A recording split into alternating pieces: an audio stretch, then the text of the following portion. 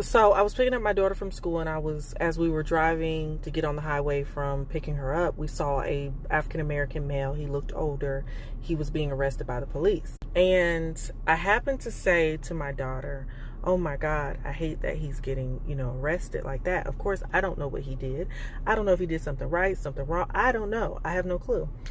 And I said to her out loud, speaking in the car, I said, what are we to do as a people? I mean, our blackness is a threat, and we could not be doing anything.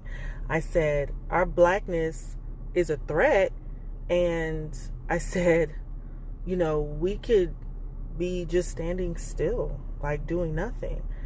And I said, how hard is it every day to get up and move around and walk around when it feels like a war zone? It feels like, it's always a battle just to get through an average day for us. And it's kind of off-putting. And it's like, we're constantly manipulated. We're constantly, I forgot the words that I used with my daughter, but we're threatened, we're manipulated, we're, a lot of things. And I tell her, I said, and then you go and you do nothing sometimes.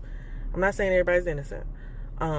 But most of the time you do nothing, and your nothing is a threat. Your being is a threat. And then you code switch, you change your voice, your vocabulary to make someone else feel comfortable, to fit in. And it's just hard.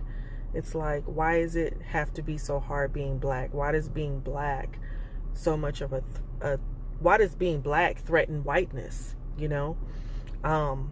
And I'm not going to lie to you and tell you I don't know it exists. I see it all the time.